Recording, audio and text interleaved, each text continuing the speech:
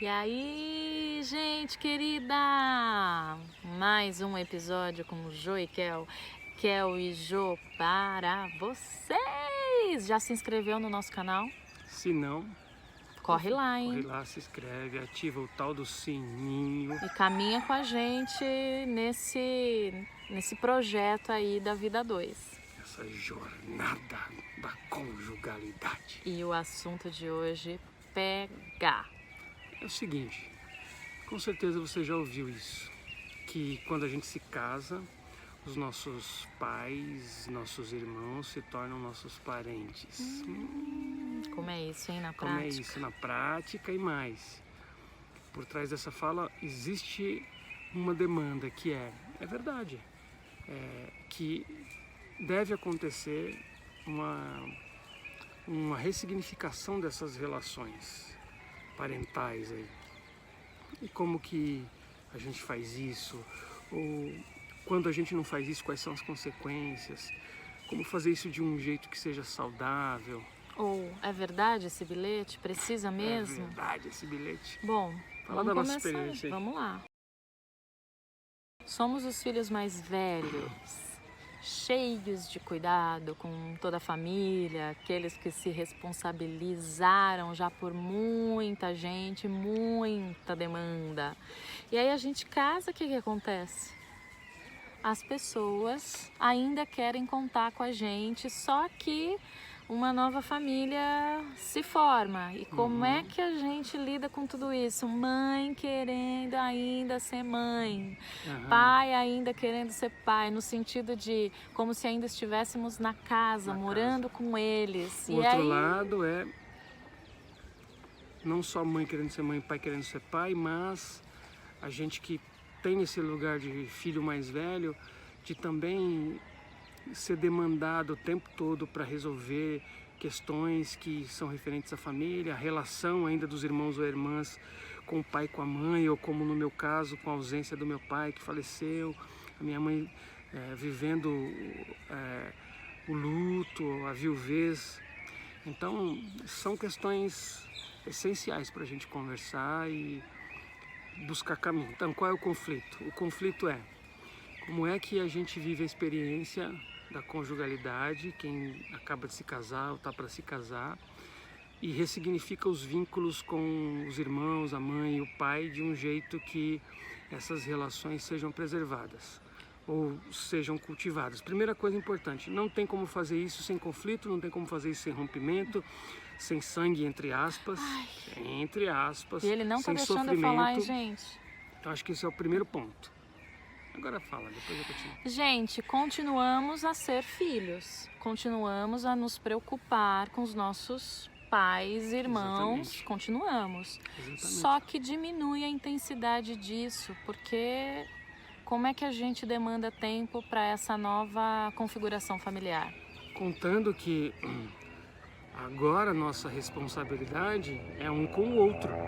Então a Raquel tem uma responsabilidade agora comigo, dentro da nossa relação, e eu tenho com ela e com a nossa relação, os dois com a relação. Administrar essas demandas é muito importante. Para fazer isso, a gente tem que considerar um fato. Qual é o fato? Agora, nós precisamos focar, enquanto a gente ainda é filho, irmão ou irmã, na nossa relação. E aí, gente, não tem ressignificação, não teve para nós, sem uma dorzinha assim, de leve, sabe? Pra gente também, que tem que diminuir essa intensidade desse cuidado, que até então era bem grande, né? Cuidamos ainda, mas sabe, a gente vai dando espaço para os outros irmãos, para os outros filhos também assumirem, né? O ideal, assim, o sonho, o mundo perfeito seria: a gente vai fazendo essa ressignificação, que significa ao mesmo tempo um rompimento, vai colocando em cena os nossos irmãos, ou ao mesmo tempo dizendo para o pai e para a mãe: vocês têm que dar conta de vocês também. Isso porque a gente nem está considerando o fato de filhos, que é o nosso caso, nós não temos, não é o nosso caso. Mas é importante pensar nisso, e o mundo ideal seria a gente ir fazendo essa transição, mas nem sempre isso vai acontecer. De repente a transição vai acontecer sendo marcada inicialmente por um conflito grande.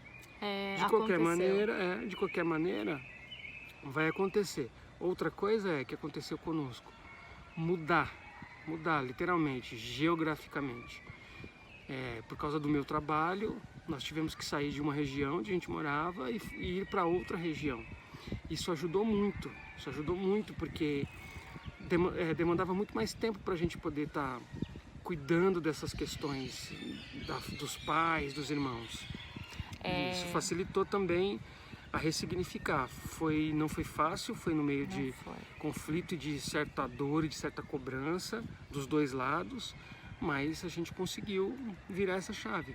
Tem outra coisa que eu experimentei isso muitas vezes. Minha mãe é incrível, incrível. Uma mulher assim, cheia de vida e cheia de opinião, gente. Eita, demais. E aí, quando eu conquisto a minha casa, meu espaço, vem os conselhos com toda boa vontade, boa intenção, e aí eu tive que ir falando, mãe, nossa, que bacana, mas a gente não vai fazer assim.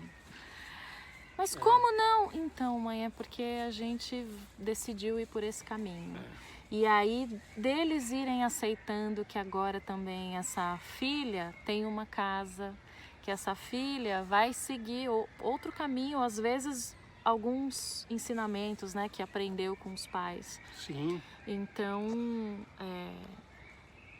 foi difícil, mas é possível, muito possível. Se isso é uma demanda para vocês, para nós foi. Sim. Então, aquela velha sabedoria bíblica, né, que o homem deve deixar o pai e a mãe e deve se unir à sua mulher e os dois serão uma só carne. Aí nesse texto, né, vem essa ideia de que para formar uma nova família você precisa ressignificar a sua antiga família, o lugar dela na sua vida. Você precisa ressignificar o seu próprio olhar como filho.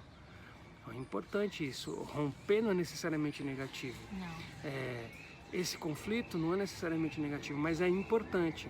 No caso da Raquel, tinha essa boa vontade da minha sogra de contribuir com a gente com várias ideias. Viu, mãe? Ele te ama!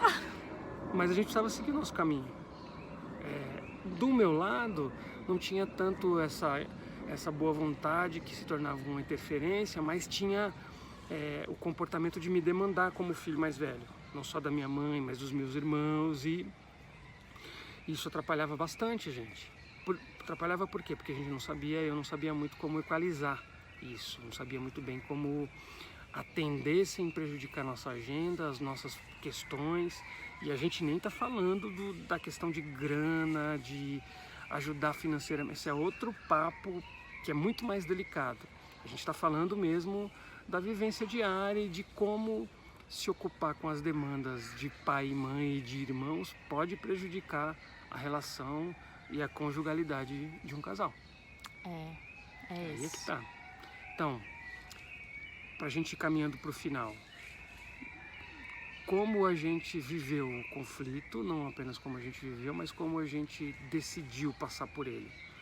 A gente foi primeiro verbalizando isso, foi preciso, mas com muito carinho, muito acolhimento, né? Como eu mencionei, mãe, nossa, bacana, mas eu não vou fazer assim. Então isso já foi um choque. A outra coisa foi essa mudança que para nós foi positiva. Estar em outro lugar fez com que a gente se dedicasse a essa relação, né? Estamos na mesma casa agora, temos a nossa família. E sem essas descobrir que caminho a gente queria seguir, e para eles também, nossa, minha filha não está mais perto. Então isso colaborou para essa ressignificação. Eles foram se acostumando, né? Hoje a gente tira de letra, né? Mas é importante essa noção de que é verdade. Não sei se é essa palavra mesmo, parente, mas uma coisa é verdade. Tem que haver um rompimento e uma ressignificação dessas relações, do nosso lugar como filhos. Acontece um processo com eles também de entender, com certo sofrimento às vezes, que esses filhos agora têm responsabilidades que são primárias, Sim. Eu acho que é mais ou menos quando a criança está crescendo Isso, e entra na concordo. adolescência e o pai e a mãe precisam começar a soltar mais e confiar. Então, quando a gente vai para essa relação de estar na mesma casa com um parceiro, uma parceira, os pais precisam também deixar Confiar. e deixar de vez no sentido de ele agora está construindo a família dele. E da gente também, bom, agora eu me viro, agora sou eu e ele. Isso aí, né? sabe o quê?